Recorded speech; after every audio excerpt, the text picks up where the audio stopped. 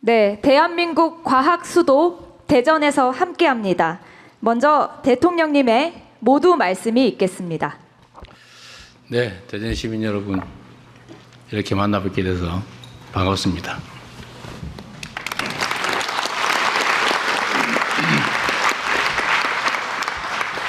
네, 여전히 제가 목소리가 좀 그래서 좀 거북할 수 있는데 이해 부탁드립니다. 우리 의원님들이 제 얼굴이 보이네. 네, 이따가 보도록 하시고요. 의원님도 아시죠? 이긴 발언권이 없다는 거. 네. 제가 인사 말씀드리기 전에 우리 국민을 대표한 국회의원들이신데 우리 일어서셔서 앞으로 잠깐 나오세요. 얼굴에다 배우 드리고. 네, 앞으로 나오세요.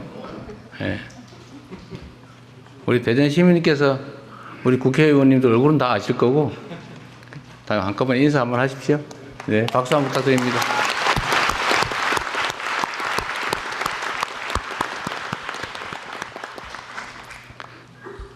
제가 자주 말씀드리는데 이런 자리는 우리 국민과 대통령이 직접 소통하는 자리여서 국회의원, 단체장 이런 분들은 제가 오시려면 오시고 안 오셔도 되고 제 신 발언 기회는 없습니다. 이렇게 미리 말씀드리는데도 왜 발언 안 시켜주냐고 이렇게 생떼 쓰는 분들이 가끔 있어서 제가 오늘 미리 말씀드리는 겁니다.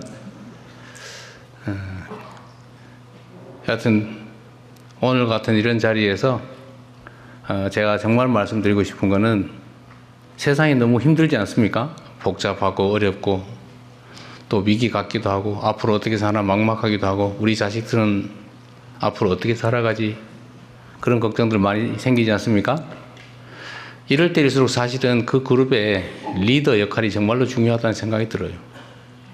어떤 방향으로 어떤 생각으로 어떻게 하느냐에 따라서 규모가 크든 작든 그 집단이 살아남을 수도 있고 사라질 수도 있고 흥할 수도 있고 망할 수도 있는 거죠.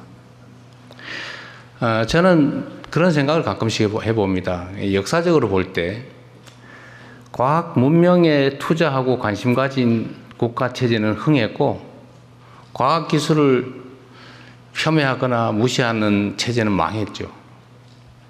가깝게 조선시대를 봐도 세종이 과학기술 인재들을 참으로 중히 여기지 않았습니까?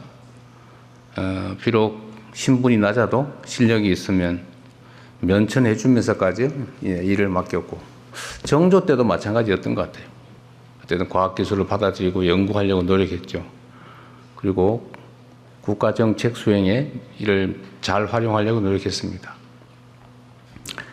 사실 최근에 대한민국이 여러 면에서 전 세계로부터 각광을 받고 있는데 저 나라가 어떻게 식민지에서 해방된 그야말로 세계 최빈국 중에 하나였는데 이 짧은 시간에 세계에 내놓을 만한 선진국으로 도약했을까? 그리고 선진국으로 먹고 사는 문제만 해결한 게 아니고 문화라고 하는 측면에서 전 세계의 모범이 되고 막 따라 해보고 싶고 가보고 싶은 그런 나라로 변했습니다. 물론 가야 될 길이 멀긴 하지만 이렇게 대한민국이 경제적으로, 문화적으로, 또 군사적으로, 정치적으로 모든 면에서 전 세계인들이 정말로 부러워할 만한 위치에 오게 된 아주 결정적인 이유는 우리가 가진 것은 특별히 없지만 자원도 없고 특별히 물려받은 것도 없고 무슨 땅덩어리가 큰 것도 아니고 그런데도 불구하고 이렇게 우리가 전 세계인의 부러움을 사게 된 제일 큰 이유는 우리 국민들이 공부를 열심히 했기 때문이죠. 그렇죠? 잘 공감이 안 가시나 본데 논 팔아서 상아탑을 쌓지 않았습니까? 자식들 어떻게든지 잘 살게 해보겠다고 최선의 노력을 다한 게 학교 보내는 거였어요. 배고라서 먹고 살기가 어려워도 생계수단인 논을 파는 한이 있더라도 자식들에게 공부를 시켜서 더 나은 세상 만들어 보겠다고 했던 우리 선배 세대들의 노력이 결국 오늘의 대한민국을 이렇게 만들 거 아니겠습니까? 사실 여기 계신 젊은 분들도 비슷하죠. 제가 공감을 안 하는 분위기긴 한데 그런데 역시 지금도 마찬가지입니다. 부모들이 자식 세대에게 가장 크게 투여하는 것은 자식들을 공부시키는 거죠. 아마도 전 세계에서 이렇게 자식들 공부에 매달리는 민족이, 국민이 있을까 싶을 정도입니다. 그래서 우리가 성장, 발전한 정말 획기적인 동인, 근본적인 힘은 이런 수업에, 학습에 있었다. 근데 이건 국가 단위로도 보면 마찬가지입니다. 국가도 공부를 해야죠. 국가 공동체도. 그게 숫자로 나타난 게 연구개발, R&D 예산입니다. 사실 R&D 예산을 이렇게 아주 단편적으로 보면 저거 뭐 그냥 놔둬도 되는데 굳이 뭐 저 결과물도 안 나오는 연구를 저렇게 해야 되나? 라는 생각이 드는 것들도 많죠. 소위 기초 연구. 그래서 어떤 사람들은 그런 거 하지 말고 당장 그 돈으로 삽질하자 라고 생각할 수도 있는 거죠. 그건 판단하기 나름이다. 우리가 한때 여기 입틀막 당하고 끌려나간 데가 이 근처 어딘가요? 어딘지 잘 모르겠는데 내가 오늘 그분 있으면 혹시 오셨으면 한번 보고 볼까 했는데 얼마나 억울했겠어요? 내가 누구 특정인을 비난하자는 게 아닙니다. 국가도 공부해야 되고 개인도 공부해야 되고 기업도 연구개발에 투자를 해야 미래가 있는 거죠. 그래서 우리는 대대적으로 원상복구뿐만이 아니라 앞으로는 과학기술 분야의 연구개발에 더 많은 국가 역량을 투여한다라는 방침을 가지고 아마 거의 대부분 상상하지 못할 정도 규모로 R&D 예산액을 늘렸습니다. 그리고 오늘 여러분의 제안도 듣겠지만 우리가 수차례 논의를 통해서 몇 가지 정한 원칙이 있는데 우리 연구자 여러분들한테 실패할 자유와 권리를 주기로 했어요. 이럴 때 박수도 한번 하는 거예요.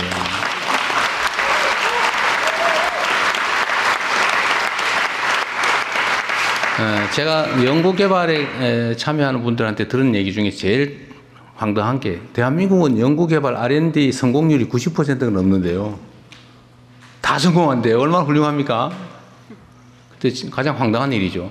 그렇게 쉽게 성공할 걸 뭘로 합니까? 연구개발이란 특히 공공부문의 연구개발 투자는 정말로 어려운 과제들을 새로운 길을 내는 것이어야 되죠. 실패하면 어떻습니까? 그 실패가 또 쌓여서 성공의 자산이 되는 거죠. 그래서 실패를 용인하는 그런 제대로 된 연구개발을 할 수 있는 환경을 만들자. 그래야 나라가 흥할 수 있겠다 그런 생각이 들었어요. 사실 저도 부모님들이 좀 경제적 여력이 돼가지고 정상적으로 학교를 다녔으면 과학기술 연구자가 됐을 가능성이 매우 많습니다. 저는 지금도 사실은 궁금증이 많아요. 뭐든지. 제가 현장에서 자꾸 쓸데없는 질문을 해서 사람들이 당황하는 경우가 많은데 아마 제가 여력이 있었으면 제가 원래 해보고 싶었던 것은 아주 그 미세한 아주 이런 부분 있잖아요. 뭐 그때 당시는 미생물학, 원자 핵 물리학, 원자 핵공학 이런 걸 해보고 싶었어요. 그런데 어쩌다 보니까 도박을 해가지고 이 판에 와서 생 난리를 치는 전쟁터에 들어왔습니다.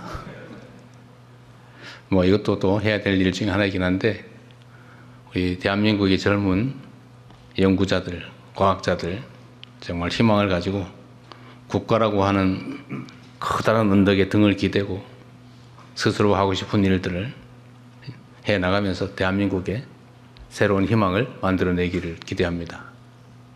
여러분들의 좋은 의견 많이 듣겠습니다. 고맙습니다.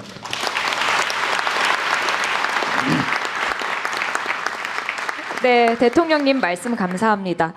여러분 앞에 보시면 아시겠지만 오늘 이 자리는 과학자가 자유롭게 도전하는 나라, 인재가 모이는 대한민국, 다시 과학기술인을 꿈꾸는 대한민국 국민보고회입니다. 그러면 다시 과학기술인을 꿈꾸는 대한민국 어떻게 추진해 나갈 것인지 그 전략에 대해서 과학기술부총리께서 발표해 주시겠습니다.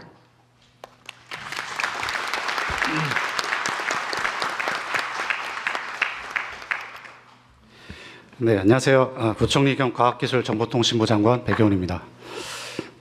방금 대통령께서 과학기술을 과학기술 중요시 여기는 나라는 흥했고 아니면 망했다. 사실 이 얘기는 저는 굉장히 자주 듣습니다. 국무회의 때도 늘 과학기술에 대한 어떤 그 중요성에 대해서 강조하시고 부총리 조직으로서 특히 이제 그 과학기술 법무부처 그리고 우리나라가 과학기술 강국이 되고 실질적인 잠재 성장률, 경제 성장률을 높여 나가야 된다는 강조를 매주 하십니다. 그래서 부담도 되는데 아무튼 우리 모두가 여기 계신 분들이 오늘 대통령님 하신 말씀이 진짜 진심으로 저는 하셨다라고 전달을 드리고 싶습니다. 그래서 우리가 이제 그 과학기술 강국을 만들기 위해서 지금 우리가 풀어야 될 첫 번째 숙제, 인재 문제와 우리 연구 환경에 대해서 오늘 말씀드리도록 하겠습니다. 지금 말씀드린 보고서는 단순히 그 과기정통부에서만 준비한 것이 아니라 법무처 그리고 여기 계신 현장에 계신 연구자분들과 많은 소통을 통해서 만들어진 자료입니다. 네, 첫 번째 페이지, 다음 페이지부터 말씀드리겠습니다.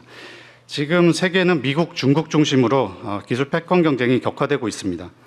반면 우리나라 잠재 성장률 둔화되고 있고 과학기술 혁신을 통한 기술 주도 성장이 무엇보다 중요한 시점에 와 있습니다. 그런데 기술 주도 성장을 만들어내는 이 시점에 방금 말씀드린 대로 우리는 이 성장을 견인할 이공계 핵심 인재가 부족한 현실에 시달리고 있습니다. 다행히도 얼마 전 그 과기원 지원자 수가 16.1%로 크게 늘었다는 반가운 소식이 있었습니다. 새로운 희망이라고 할 수 있겠습니다. 지금이야말로 대한민국이 다시 과학기술인을 꿈꾸도록 역량을 직결할 골든타임이라고 생각합니다. 미래 세대가 계속해서 과학기술인을 꿈꾸고 혁신을 이끌어가기 위한 해법은 무엇인지 정부의 국정 원칙인 경청과 통합에 따라서 다양한 방법으로 여기 계신 목소리뿐만 아니라 현장에 계신 많은 연구자들의 목소리를 청취했습니다. 여러 의견도 주셨습니다. 이공계 일자리 확보, 연구의 자율성 증진, 행정의 간소화가 필요하다. 이런 다양한 의견을 주셨습니다. 다음 페이지입니다.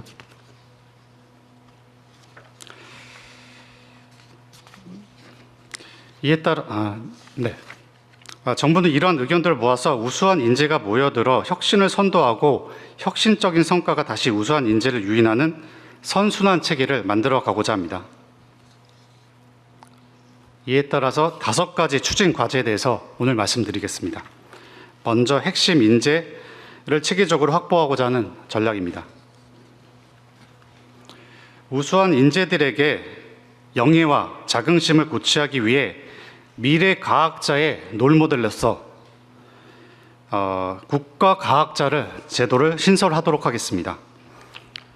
초등 단계부터 수학, 과학 교육을 강화하고 우수 이공계 학생들 그리고 신진 연구자들이 국가과학자로 성장하도록 지원할 것이며 향후 5년 동안 매년 20명씩 100명의 국가과학자를 선발해서 국가 리더로 활약할 수 있도록 돕겠습니다. AI를 이해하고 활용할 수 있는 과학기술과 AI의 양손잡이 인재도 육성하겠습니다.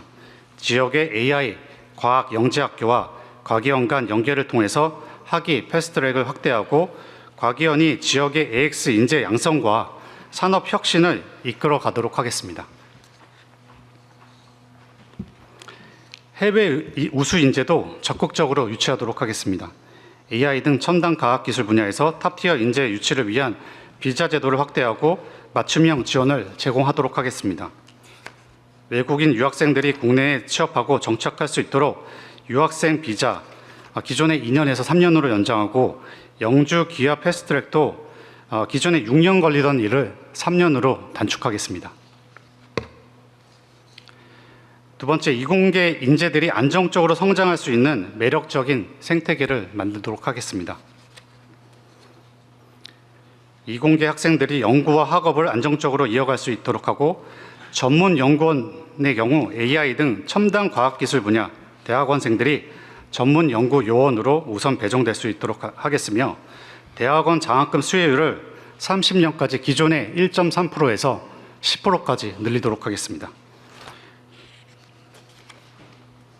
또한 청년 연구자와 신진 연구자들이 활동할 수 있는 공간, 즉 양질의 일자리 창출을 위해 첨단 분야 교원과 출연연 연구직 등의 일자리를 늘리고 민간의 딥테크 창업 지원을 강화할 뿐만 아니라 외국인의 창업 기회도 확대하여 민간 일자리 창출을 촉진하도록 하겠습니다.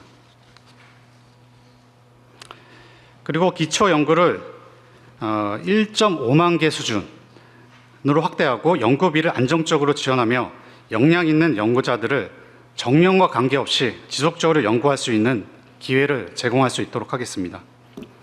아울러 연구자들의 겸직과 연구년을 활성화하기 위해 이공계 지원, 특별법 등 관련 법령을 개정하고 기업 연구자들을 위한 기금 조성도 내년도에 1,000억 원 수준에서 10년간 1조 원 수준으로 조성하도록 하겠습니다. 세 번째, 연구자는 다른 걱정 없이 연구에만 전념할 수 있도록 하겠습니다. 그동안 연구자들이 많은 불만 중에 하나가 과도한 행정 부담이었습니다.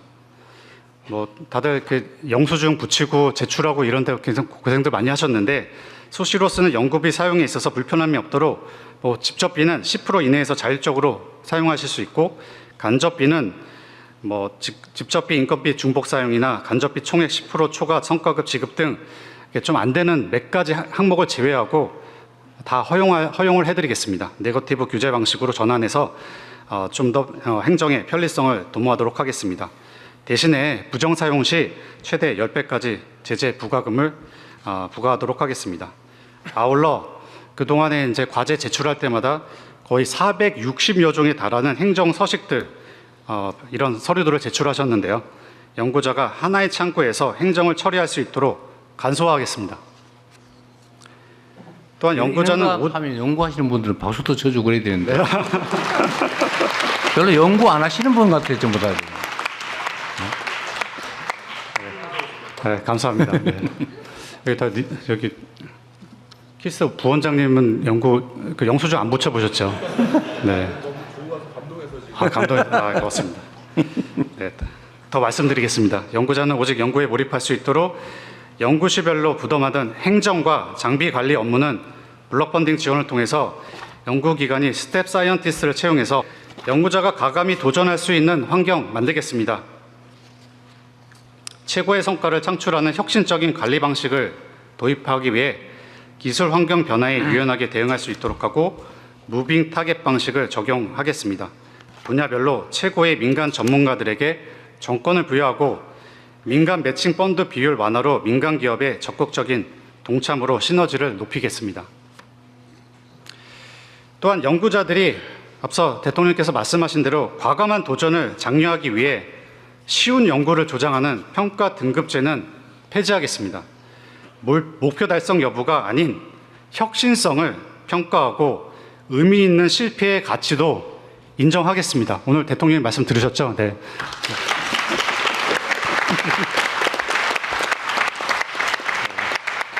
실패를 용인하는 R&D 문화 만들도록 하겠습니다. 이를 뒷받침하도록 평가위원 전문성과 책임성 높이기 위해 우수 평가위원을 확보하고 평가위원 실명제 등도 확대하도록 하겠습니다. 마지막입니다. 연구비가 필요한 곳에 제대로 쓰여질 수 있도록 기반을 만들겠습니다.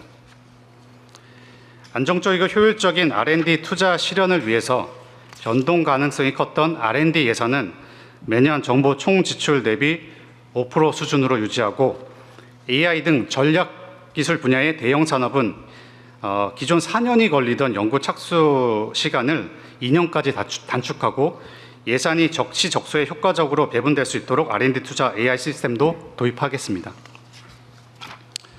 혁신이 또 다른 혁신으로 이어질 수 있도록 더 많은 연구 데이터들이 축적되고 공유되어 더 혁신적인 다음 연구로 이어지는 체계를 구축하고 지방정부가 스스로 기획하고 집행하는 지역 자율 R&D 체계의 도입으로 지역 균형 발전을 선도하도록 하겠습니다.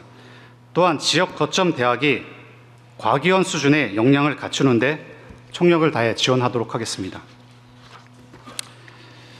이상의 5가지 중점 과제를 토대로 역대 최대 규모인 R&D 예산 35조 원을 제대로 사용해서 다시 과학인을 꿈꾸는 과학기술 강국 대한민국을 만들어 가겠습니다. 감사합니다.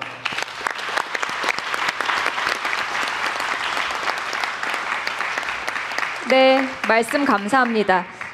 그러면 이제 참석해주신 여러분의 의견 들어볼 텐데요. 먼저 안내 말씀드리면 시간 제약상 모든 분들의 의견을 듣기 어려워서 들어오실 때 보셨겠지만 저희가 국민 사서함 만들었습니다.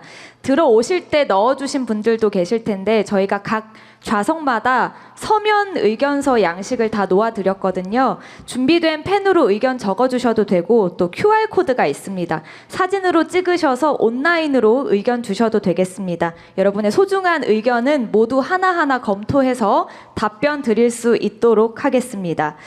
오늘 그리고 이 자리에는 연구계, 산업계, 학생, 연구원, 학부모, 교사, 교수, 유관기관 등에서 아주 다양한 분들이 오신 것으로 알고 있습니다. 다양한 의견이 자유롭게 오갈 수 있는 자리가 되기를 기대해 보겠습니다. 부총리님 발표 들었는데 인재 확보 그리고 연구 환경, R&D 생태계 혁신 이 정도로 좀 나눌 수 있을 것 같은데요. 먼저 과학기술 인재 확보에 대한 이야기를 나누면 좋겠습니다.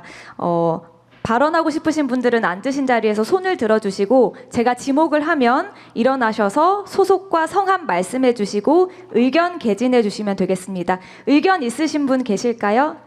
네, 뒤에 가장 먼저 손 드셨는데요. 네, 안경 쓰신 선생님께 마이크 먼저 전달해 드리도록 하겠습니다. 네, 안녕하십니까. 저는 대전에 위치한 이렇게 라미랩 주식회사라는 IT 회사의 영업 컨설턴트를 맡고 있는 주승훈이라고 합니다. 저는 대전에서 태어나서 대전에서 계속 살았고, 그리고 저는 지금 이렇게 충남대학교의 국가정책대학원이라는 곳이 있어서 거기서 스마트 도시환경 정책학이라는 석사과정을 야간에 같이 병행을 하고 있습니다. 지금 현재 국가에서 어떤 이공계 대학원생들을 제공하는 거는 이공계 풀타임들을 대상으로 인재를 양성하고 있습니다. 다만 기업에 재직을 하면서 야간에 좀 더 본인의 자기계발뿐만 아니라 국가의 과학기술 양성을 위해서 실제적으로 공부할 때 국가적으로 이공계가 국가정책대학원 이공계가 아니라 좀 정책학, 행정학의 분야에 얹혀서 국가적으로 지원받지 못하는 제도가 발생하고, 그를 기반으로 실제적으로 결국 어떤 정책에 대해서 이공계 풀타임이 아니라 유로 정책에 대해서 좀 참여할 수 있는 기회가 좀 현저히 좀 적은 상황이 있습니다. 그래서 이런 부분에 대해서 실제적으로 좀 더 지원받을 수 있는 구조들을 만들 수 있는지 좀 질의 드립니다. 뿐만 아니라 결국 대학생뿐만 아니라 대학원생들이 실제적으로 R&D나 나중에 기업으로서 조달에 참여를 했을 때 그런 조달 프로그램에 대해서 시스템에 대해서 이해할 수 있는 기회들을 대학생이나 대학원생, 석사, 박사 과정에서 조금 이해할 수 있는 기회들을 마련해야 되는데, 그런 기회들이 기업에 취업을 하거나 일을 해야만 좀 경험할 수 있는 기회들이 있기 때문에 결국 학부생, 그리고 석사 과정 안에서 좀 더 배울 수 있는 기회들을 마련을 해주실 수 있는지, 그런 시스템들을 어떻게 제공할 수 있을지에 대해서 같이 고민하는 자리가 있으면 좋겠습니다. 고맙습니다. 네, 좋은 의견이시고요. 저도 이거 관련해서 하나 물어보고 싶은 게 있는데, 전에 제가 회의 때 한번 지적했던 건데 이게 관련이 있을지 모르겠지만, 지금 연구 개발 사업 위탁이죠. 어떤 아이템을 정해서 위탁하잖아요. 이걸 대개는 무슨 대형 연구소, 기관, 학교 이런 데다가 맡기다 보니까 개인들이 관심 있어서 연구할 기회는 별로 없는 것 같아서, 개인 연구자한테 어떤 아이템이 있어서 본인이 해보겠다는 거, 이런 거를 기회를 주는 거는 준비가 돼 있나 모르겠어요. 네, 지금 저희가 이제 기초 연구 그리고 기본 연구 이렇게 나누는데요. 그러니까 기본 연구 1억 미만의 작은 과제들, 신진 연구자들이 연구할 수 있는 자금 지원들을 이번에 2,000개까지는 지원합니다. 그 말이 됐군요. 네, 알겠습니다.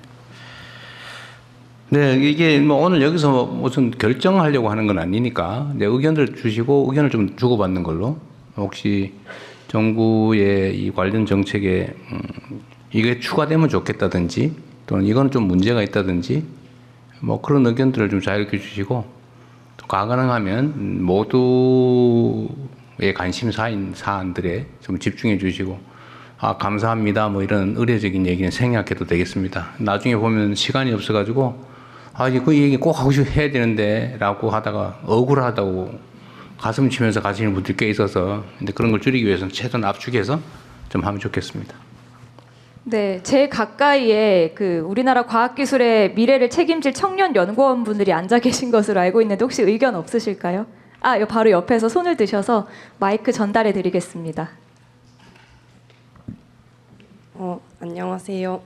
부산대학교에서 온 김지연입니다. 멀리서 오셨네요. 네, 저는 공부를 아주 잘하지는 않았지만 어렸을 때부터 나라에서 과학을 좋아하고 과학을 할 수 있게 지원을 많이 해주셔서 계속 연구를 할 수 있었습니다. 아주 어렸을 때는 영재원을 많이 다녔고요. 학부 때는 이공계 우수 장학금을 받으면서 대학을 다녔고 그리고 최근에는 대통령 장학생으로 선정이 돼서 연구를 하고 있는데 저는 아까 말씀드렸다시피 국영수를 아주 잘하는 학생은 아니었어요. 근데 다만 그냥 자연이 좋아서 지금 또 벼의 수정 과정을 연구를 하고 있습니다.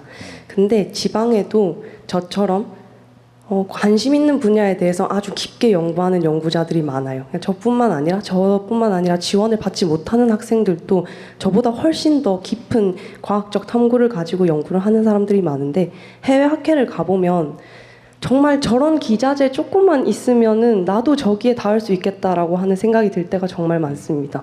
근데 사실 저희 학교에는 컴포칼이 없어요. 그래가지고 조금만 더 비싼 컴포칼이 있으면은 세포 내부를 보면서 연구를 정말 잘할 수 있을 것 같은데 그렇게 지방에서 기초과학 분야에서 기자재를 조금만 더 지원을 많이 해주시면 할 수 있는 것들이 아직 생명과학 분야에는 정말 많거든요. 그런 부분을 좀 할 수 있게 대통령님께서 많은 지원해 주시면 감사하겠습니다. 이거 매우 일리 있는 지적인데요. 이게 그런 게 있을 것 같아요. 이제 다른 데는 얼마든지 있을 텐데 접근할 수가 없겠죠 아마. 그래서 공공기관 또는 공공영역의 장비, 시설, 이런 일종 인프라 이런 것들은 개별 연구자들이 얼마든지 쓸 수 있게 지침을 만들든지 규정을 해주면 좋겠어요. 그 사실 거의 다 놀고 있을 건데.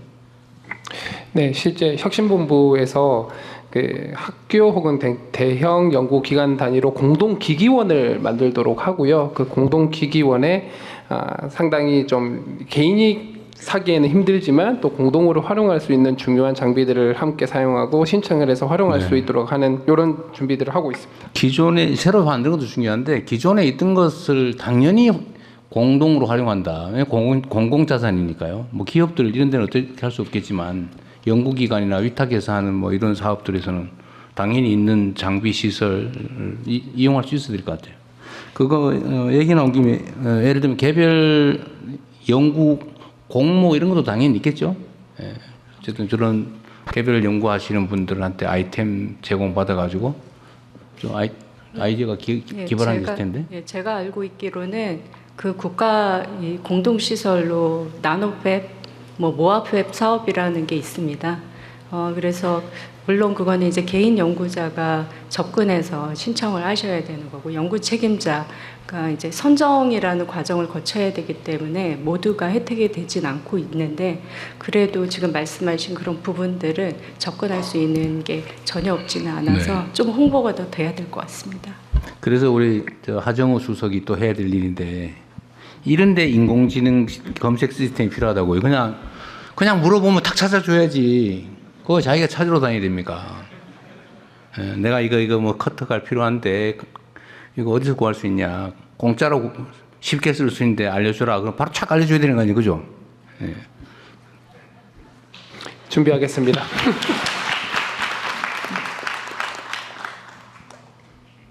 네, 혹시 또 의견 있으신 분 계실까요? 제 반대편에 계신 안경 쓰신 선생님께 마이크 전해드리겠습니다. 네, 안녕하세요. 저는 한양대 백소연이라고 합니다. 어제 저녁까지 저희가 베이징대에 있는 인공지능 천재반 튜링반을 방문하고 오늘 여기 참석하고 싶어서 새벽 비행기로 왔습니다. 그래서 오늘 발표해 주신 정책을 보니 저희도 뭐 못지않게 잘 될 수 있겠다는 희망도 좀 생겼는데요. 특히 이제 국가과학자 제도가 좀 굉장히 인상 깊었습니다. 그런데 그 구성의 내용을 제가 정확히 파악할 수는 없지만 한 가지 좀 드리고 싶은 말씀은 그 국가과학자 안에 청년 과학자의 비중을 좀 늘려주셨으면 어떨까라는 생각이 있습니다. 그래서 국가과학자 안에 청년 과학자를 많이 선정을 해주시면 사실 저희 지금 여기에 있는 세계에서 가장 똑똑하고 잠재력 풍부한 우리 인재들이 30년 뒤에 어떤 기대감보다는 당장 5년 뒤에 나도 저렇게 될 수 있다라고 생각을 해서 더 빨리 저희 과학계에 들어올 수 있을 것 같다라는 생각을 했습니다. 네, 이상입니다. 네, 이게 성공한 사람보다는 성공할 수 있는 사람을 격려하는 것도 중요하다 그런 얘기죠.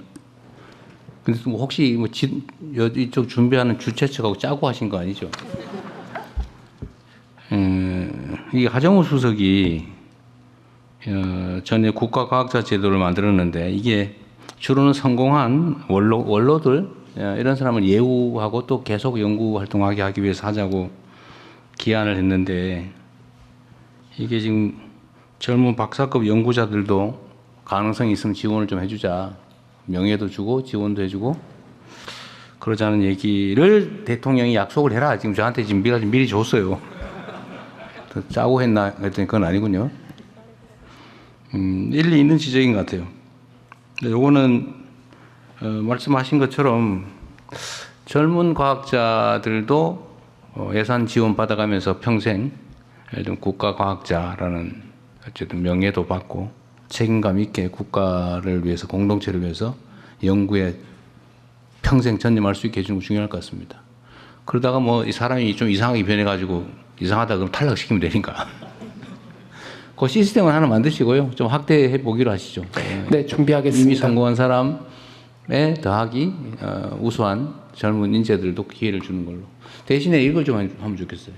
민주적으로 공정하게 선정될 수 있는 시스템을 꼭 만들자. 이거 저는 국가정책을 설계할 때 언제나 그런 걱정이 들어요. 좋은 취지로 뭘 해놓으면 꼭 이상한 데 악용하는 사람들이 있어요. 이거는 일상적으로 있는 것이어서 그 방어는 해야 되는데 그것 때문에 또 안 해버리는 경우도 있어요. 그럴 건 아니다. 제가 맨날 얘기하지만 장을 담그고 구더기는 철저히 막자. 이런 입장이고요.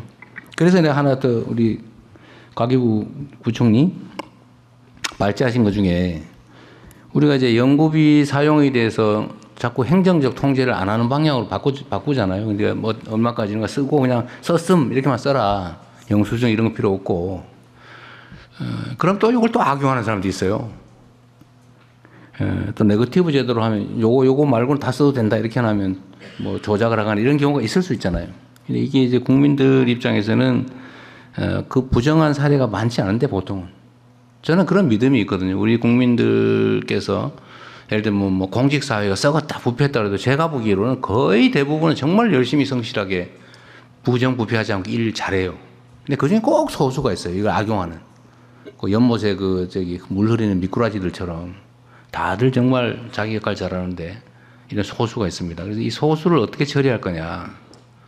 그 소수 때문에 할 일을 안 하는 건 말이 안 되죠. 근데 행정 편의적으로 생각하면 아예 그런 부정이 생길 소지를 막는다고 아예 안 해버려요. 그러면 사회 발전이 가로막히겠죠. 그래서 저는 좀 방향을 바꾸자 우리가. 대다수를 믿고 최대한 허용하되 이걸 악용해가지고 장난쳐서 전체 물을 흐리는 것에 대해서는 아주 제재를 세게 하자. 어떠세요? 그래서 연구비 사용에 대해서 재량도 늘리고 예를 들면 통제도 좀 완화하는데 하여튼 그런데 만약에 문제가 돼서 걸리면 그 우리 요즘 열차 표검사 옛날처럼 다 안 하잖아요. 다 안 하고 걸리면 20몇 배인가 그러죠? 일단 10배부터 시작하겠습니다. 30배까지. 근데 연구비 부정 사용은 우리가 많이 풀어줄 건데 믿고. 근데 이걸 어겨가지고 물을 흐리는 경우는 10배 약한 것 같아요. 20, 30배. 20, 30배. 네. 프로젝트 전체를 상한으로 최하 20, 30배. 이렇게 한번 검토 한번 해보시면 네. 괜찮겠죠? 너무 가혹하다고 욕하지 않을 거죠? 네. 네, 계속해서 의견 듣겠습니다. 네, 근데 우리 기관장은 금지. 네, 오십시오. 한번 뒤로 가겠습니다. 저기 뒤쪽에 여성분께서 손 높이 드셨거든요. 네, 마이크 전해드리겠습니다. 안녕하세요. 저는 이너시아 김효희 대표라고 합니다. 저는 조금 속물적이지만 현실적인 이야기를 해보려고 하는데요. 저는 과학고등학교를 조기 졸업하고서 카이스트 학석과학을 나오고서 그 다음에 창업을 했습니다. 근데 솔직히 말하면 제가 어릴 때는 뭐가 되고 싶었냐면 의사가 되고 싶었습니다. 그리고 지금 시점에서 뒤를 돌아보면 그때 공부 잘했던 친구들은 의사 혹은 변호사를 하고 있습니다. 되게 이 점이 슬픈 일이라고 생각을 하는데요. 사실 학생들에게 암만 과학자 정말 좋은 거다, 국가과학자를 양성할 거다라고 말해봤자 학생들은 어떻게 해야지 돈 많이 벌지를 생각하면서 학교를 다닐 수밖에 없습니다. 그래서 요즘은 감사하게도 그 SK 하이닉스가 연봉을 많이 주면서 친구들이 반도체 분야로 엄청나게 몰리고 공부를 열심히 합니다. 그러니까 저는 결국 이 인재 양성을 잘하려면은 과학자들이 돈을 잘 버는 세상이 되어야 되고, 단순히 연봉을 높여야 한다가 아니라 그 과학자들이 나중에 되게 잘 되는 세상을 만들려면 산업계가 부흥해야 한다고 생각을 합니다. 그럼 어떻게 산업계가 부흥하냐? 과학자들이 자기들이 연구한 걸 가지고 창업하려 할 때, 혹은 연구 과제를 할 때 결국 그 말씀하신 실패할 용기를 주시는 게 굉장히 중요한데요. 그래서 저는 본인들이 연구했던 그 주제를 가지고 혹은 본인들이 공대생으로서 창업을 할 때에 그런 면에서 인센티브나 아니면 실패할 용기를 조금 더 부여해 주시는 것이 실질적인 도움이 될 것 같습니다. 그렇게 해서 성공한 기업들이, 공대 출신 기업들이 많아지면 저 선배처럼 될 수 있네 라는 생각을 가지고 어린 학생들도 현실적인 고민을 가지고 이공계에 남아있을 거라는 생각이 듭니다. 말씀 들어주셔서 감사합니다. 정말로 훌륭한 지적을 하신 것 같습니다. 요새 SK가 월급을 많이 주는 모양이군요. 훌륭한 기업인 것 같아요. 근데 이것도 진짜 요즘 기업 문화가 많이 바뀌긴 바뀌었어요. 제가 여러 논란이 있는데 보니까 그 노동자들의 노동을 착취해가지고 이제 월급 떼어먹고 뭐 그런 데 있더라고요. 최근에 문제되는 데가. 줘야 될 돈 안 주고 떼어먹으려고 그러고 막 가혹하게 노동 조건 만들어서 사람들 죽고 다치고 막 이렇게 해서 거기서 이익을 보는 이 기업. 아니, 그리고 반대로 첨단 과학 기술에 투자해서 정말 국제 경쟁력을 기술로 실력으로 결판을 내면서 이렇게 수익을 나누는 그런 기업들로 이렇게 크게 나눌 수가 있는데, 제가 보기엔 대한민국도 그렇고 앞으로 전 세계가 그러겠지만 이제 노동자들은 그 쥐어짜고 착취해가지고 거기서 돈 벌겠다 이런 생각하는 건 성공하기 어렵습니다. 뭐 잠깐 성공할지 모르겠지만. 그래서 정말로 성과에 대해서 충분히 보상하고 정말 새로운 첨단 기술 개발해가지고 무슨 뭐 HBM 이런 거 하나 개발해가지고 대량으로 팔면 엄청나게 남는데 거기 기여한 과학자들, 연구자들 충분히 보상해주면 또 다른 아이템 생기고 이렇게 되지 않겠어요? 우리 사회 전체 분위기도 좀 그래 바뀌어야 될 것 같고요. 우리 가기부 장관님, 우리가 이제 그 기업 지원 사업 중에서도 이제 실패자 펀드 이런 걸 만들기로 했잖아요. 네. 저희가 창업이나 이런 거 할 때 지원을 하지 않습니까? 지원을 했는데 실패했다 그러면 우리나라는 기본적으로 이제 신용 불량돼 가지고 다시는 못 일어나게 돼 있거든요. 거의 대부분. 그래서 이렇게 하면 안 된다. 진짜 실패가 자산이다. 많이 실패한 사람이 훨씬 성공할 가능성이 높거든요. 경험이 쌓이기 때문에. 그래서 실패자들에 대해서도 우리가 뭐 금융제도나 이런 데서는 다시 재기가 어렵게 돼 있긴 하지만 그런 것도 많이 완화할 거고, 펀드 지원도 실패자들을 우대하는 그 펀드도 만들고 하는데, 요 과학 연구 분야에서도 아까 우리가 말은 했지만 실패한 사람에 대해서 차별하지 않겠다 수준까지 겨우 얘기한 것 같아요. 실패자들을 좀 우대해주는 인센티브를 주는 것도 한번 연구해 보시면 어때요? 네. 아니, 선의를 가지고 열심히 했는데 연구가 실패할 수 있잖아요. 그런데 사고 쳐가지고 그런 거 빼고 열심히 했는데 실패했다. 오히려 저는 그런데 기회를 더 줘야 되지 않을까? 그런 생각이 드는데, 똑같이 기회를 주겠다도 중요한데 그보다는 아예 특정 섹터를 하나 만들든지 해가지고 기회를 별도로 추가로 주는 걸로 네. 검토해 보십시오. 한 가지 좀 제가 예시를 좀 들어보면 카이스트의 오준호 교수님이라고 있었는데 이분이 당시에 일본에서 2003년 4년 요때 이제 일본이 굉장히 휴머노이드 로봇 이런 쪽으로 많이 치고 나갔을 때 아무도 안 된다고 할 때 그 레인보우 로보틱스라는 회사를 만들어서 결국에는 뭐 많은 어떤 그 부정적인 의견들이 많았지만은 끝까지 도전을 하셔서 거의 3조, 4조 원에 달하는 기업 가치를 만들고 엑싯을 하셨습니다. 이런 사례들이 많이 만들어져야지 우리 학생들이 어떤 그 이공계에 도전을 하고 공부를 하고 도전하는 이런 문화가 만들어질 것 같습니다. 그런 측면에서 대통령이 말씀하신 실패자들을 위한 어떤 여러 가지 좀 그 어떤 위안 펀드 또 그리고 또 어떤 동기부여 이런 것들을 할 수 있게 저희가 좀 고민을 어차피 우리 R&D 관련 예산을 우리가 35조 원을 넘게 옛날에 비하면 7, 8조 원 이상 더 늘린 거잖아요. 그 중에 일부를 아니 그런 부분 좀 특화해서 연구를 그냥 포괄적으로 주면 되잖아요. 과제를 너무 정하지 말고 포괄적으로 그러면 자유롭게 내봐라. 이래서 그 중에서 뭐 실패한 사람들한테 인센티브를 준다든지 해서 좀 기회를 더 주는 걸로. 한번 검토해볼 만한. 검토해보겠습니다. 네, 좋은 생각 같습니다. 네, 산업계에서 말씀 주셨는데 혹시 연구계에서 의견 주실 분 계실까요? 네, 저기 박범계 의원님 앞에 계신 분께 마이크 전해드리겠습니다. 박범계 의원으로 한 줄 알았는데. 네, 안녕하세요. 저는 한국원자력연구원에서 근무하고 있는 유용균이라고 합니다. 네, 제가 지금 하고 있는 일은 원자력 분야를 위한 인공지능 기술 연구하면서 또 UST에서 학생들, 인공지능 인력들 양성하는 일을 하고 있습니다. 제가 그 영상하면서 저는 오늘 좀 과학기술을 위한 인공지능의 중요성에 대해서 말씀드리고 싶습니다. 지금 그 R&D에 많은 투자가 이루어지고 있는데 그만큼 성과가 나지 않고 있다는 말을 많이 합니다. 그 이유를 좀 생각해 보면요, 우리가 지식이 쌓여갈수록 이 지식은 점점 복잡해지고 인간의 머리로는 그 위에 뭔가를 새로운 것들도 쌓기가 어려워지고 있습니다. 그런데 이것을 이렇게 압축적으로 우리 압축해서 그 위에 더 많은 것을 쌓을 수 있도록 해주는 도구가 저는 인공지능이라고 생각합니다. 인공지능이 최근에는 그냥 단순한 뭐 이런 문서를 뭐 만들어준다든지 뭐 서베이 한다든지 이런 도구를 넘어서서 스스로 연구 계획을 세우고 우리가 실험을 수행하고 연구 결과를 정리해서 논문을 정리하는 것까지 사실상 이제 그 전에 인간이 하던 대부분의 과정들을 이제 자동화할 수가 있습니다. 그러면 이제 앞으로 연구자들이 해야 되는 일은 모든 것을 자기 혼자서 하는 게 아니라 그 인공지능이 못하는 부분만 이제 참여해서 한다든지 아니면 인공지능을 어떻게 잘 오케스트레이션해서 잘 활용할 것인지 혹은 인공지능이 많은 연구 결과들을 만들어낼 텐데 그 중에서 이제 좋은 연구 결과를 뽑아내는 일을 하는 것이 앞으로는 중요한 일이 될 것이라고 생각을 합니다. 그래서 이를 위해서 우리가 인력 양성도 이제는 모든 것을 내 머리로 하는 게 아니라 인공지능을 적극적으로 활용하는 인공지능 네이티브, 인공지능 증강, 인재 양성하는 쪽으로 집중했으면 좋겠고요.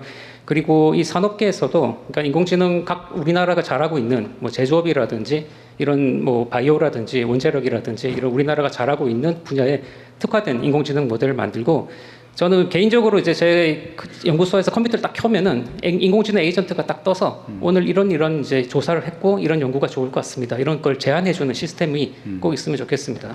그래서 앞으로 이제 조금 더 저는 바람은 이제 과기부에서 좀 더 공격적으로 우리가 단순히 이제 인공지능을 도구가 아니라 과학기술계 전체의 패러다임을 바꾸는 식으로 우리가 좀 더 공격적으로 목표를 설정하면 좋겠고요. 그게 앞으로 우리나라의 미래를 결정하는 중요한 일이 될 것이라고 생각합니다. 네, 감사합니다.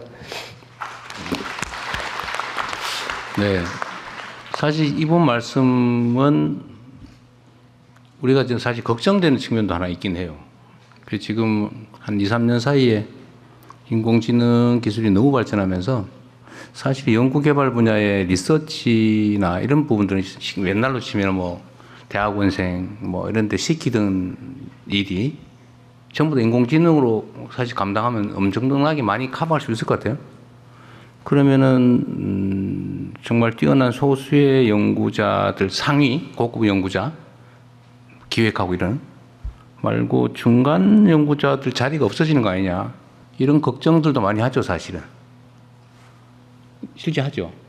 근데 이 문제에 있어서는 저는 그런 걸 좀 생각해 봐야 되는데 그 문제 때문에 연구 분야 인공지능 전환을 미루거나 망설이면 안 될 것 같습니다. 좀 안타까운 일이 발생할 수도 있는데 일자리 실제 중간 연구자들 일자리가 사라질 가능성이 많다고 걱정하고 저도 그런 걱정이 되거든요. 충격으로 다가오지 않을까?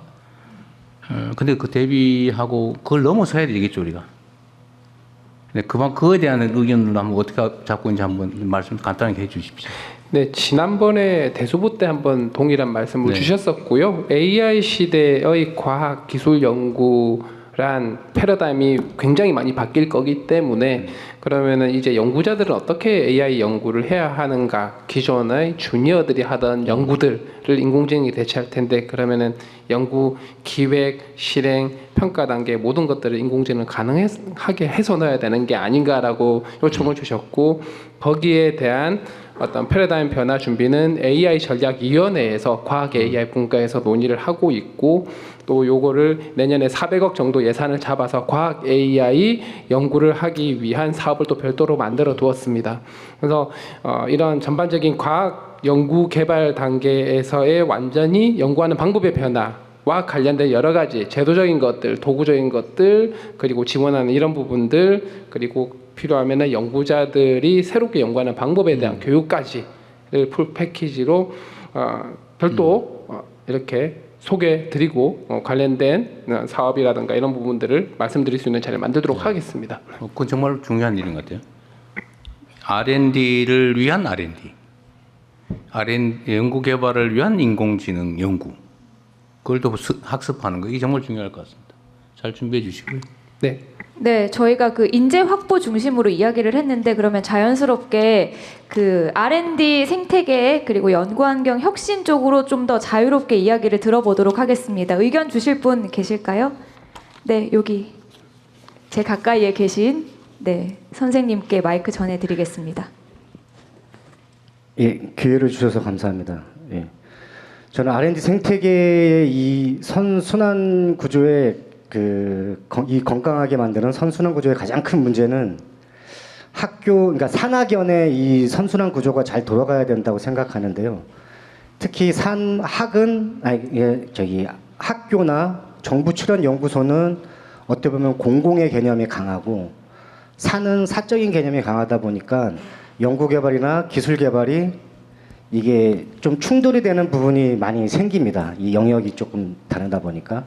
그래서 이 산학연 구조가 건강한 선순환 구조가 되기 위해서는 기업에 있는 연구자들이 학교나 정부 출연원에 겸직이 가능해지는 이런 시스템이 만들어지면은 요 산학연에 대한 건강한 네트워크 시스템 이런 게 잘 돌아가지 않을까라고 생각이 돼서 이런 기업 연구자들의 이런 학교나 정부 출연연에 연결이 될 수 있는 연계가 될 수 있는 이런 겸직이 가능한 이런 시스템이 좀 구축이 되면은 건강한 생태계가 형성되지 않나라는 의견을 드리고 싶습니다. 예. 제가 얼핏 떠올랐는데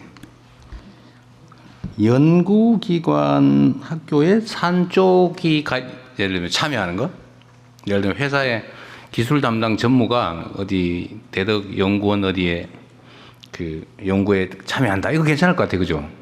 근데 반대로 국가 연구기관의 주요 연구자가 아까 얘기한 SK 하이닉스의 개발팀 팀장을 겸하는 거, 요거는 또 약간 그럴 것 같아요, 그죠? 그러니까 이게 양면이 있는 것 같습니다. 한번 이건 연구를 한번 해보시고 이게 꽤 복잡한 얘기일 것 같긴 해요. 네. 부작용이 저한테 다시 한번 얘기하면 어쨌든 산 쪽이 학연 쪽으로 이렇게 겸하고 역할을 같이 나누면 좋은 것 같은데 여기 반대로 국가의 지원을 받아가지고 공적 연구를 하는 사람이 개인 돈벌이 하는 기업체에 이렇게 하는 그런 문제가 있을 수 있잖아요, 그죠? 그러나 둘 다 없애면 또 안 되니까 이 부작용을 최소화하면서 그 필요성을 제고하는 효율성을 제고하는 방법이 있나 연구는 좀 해볼 수는 있겠네요. 네, 이번 대책에 기업과 학교, 그러니까 기업의 주요 연구 임원이나 연구자가 학교의 교수를 겸직을 해서 양쪽에서 월급을 받는 거는 포함을 하고 있습니다. 아, 그쪽 들어오는 건 됐는데. 예. 여기서는 문제는 아는 게 이제 이해요. 이 연구자가 회사 가는 경우는 약간 굉장히 전략 기술이고 국가적으로 집중을 해야 되고 반드시 힘을 합해서 달성을 해야 되는 몇몇 분야가 있을 겁니다. 이런 부분에 한정해서 좀 안전장치를 만들어서 전면하게 설계를 해서 만들어 보겠습니다. 일이 많겠네요. 손이 많이 가 있어요. 부총리께서 열심히 해주실 것 같습니다. 네, 다른 분 의견 들어보겠습니다. 아, 그 전에 여기 네. 우리 대학원생 이분 말씀 한번 들어보죠. 박사 과정에 계신 분이라고 알고 있습니다. 아까부터 뭐 할 얘기가 있어서 보이던데 아닌가요? 그냥 열심히 들었는데요. 발언 기회를 주신 김에 몇 가지 그런 말씀드리고 싶습니다. 저는 카이스트 대학원 총학생회장 이슬기이고요. 바로 본론을 말씀하라고 하셨으니까 저는 아까 저기 뒤에 이너시아 선배님께서 말씀하신 거랑 연결되는 것 같은데요. 저희는 매년 연구환경 실태조사라는 조사를 합니다. 학생회에서. 그러면은 학생들 한 1,800명, 4분의 1 이상의 학생들이 매번 참여를 해서 매년 약간 데이터로 우리가 뭔가를 바꾸면 어떻게 영향을 받는지 확인을 하고 있는데요. 가장 시급하게 변화되어야 한다는 거 맨날 1위가 경제적 환경이고 두 번째가 국가 차원의 이공계 투자입니다. 그래서 이번에 국가 차원의 이공계 투자를 한다고 하니까 아주 반가운데요. 거기 관련해서 카이스트 학생들이나 일반 이공계 학생들은 인건비의 거의 대다수가 연구개발비의 학생 인건비에서 나오지 않습니까? 카이스트의 경우에도 80%에서 90%인데 이렇기 때문에 이제 연구개발 과제가 뭔가가 이제 기준이 바뀌거나 사용 방법이 바뀌면은 학생들의 약간 생계에 바로 영향이 오는 구조로 돼 있습니다. 그래서 이번에 PBS도 카이스트도 폐지를 한다고 들은 것 같은데 그 전환기에서 학생들이 최대한 충격이 좀 적을 수 있도록 해주시면 좋겠고요. 그리고 학생들의 그런 기본적인 인건비를 보장해 주실 때 물가 상승률에 뭔가 함께 가는 연동 지표를 만든다든지 약간 좀 저희가 매번 여러 선생님들 다 쫓아다니면서 어떻게 해보지 않아도 좀 어느 정도 보장이 되는 방식을 좀 찾아볼 수 없을까. 어느 정도 이제 연구 개발비와 학생의 안전한 생활을 좀 분리해서 재원을 좀 마련을 할 수 없을까 그런 고민이 듭니다. 네. 네. 사실 오늘 과교부 장관께서 발표한 내용도 이렇게 수없이 많은 현장과의 토론 논의를 통해서 발췌한 내용들이에요. 앞으로도 대화를 좀 최대한 많이 하고 제가 각 부처의 이해관계 집단, 전문가 집단하고 계속 토의를 좀 해라 뭐든지라고 지시를 하고 있는데 어쨌든 여기는 과학기술계 토론도 꽤 많이 했던 것 같고 그중에 혹시 누락된 게 있는지 끊임없이 토론하시고 이 학생회에서도 제시해가지고 저 하정우 수석한테 말씀하시든지 아니면 과기부에 얘기하든지 하세요. 다 통로가 다 열려 있으니까요. 통로를 열어주시면 저희가 정말 할 많은 제안을 하고 싶습니다. 감사합니다. 제가 정부 공직자들 보면은 막 아이디어를 짜내려고 막 인상을 쓰면서 막 이러고 있거든요. 그래서 제가 그러지 말고 가서 물어봐라. 그냥 그 이해관계 있는 사람들한테 물어보면 그 사람들이 다 얘기해 줄 텐데 그걸 뭘 며칠서 그냥 모여가지고 머리를 쥐어 짜고 있습니까? 이게 사람이 한계가 있어가지고요. 자기가 처한 상황에서 생각할 수 있는 게 한계가 있거든요.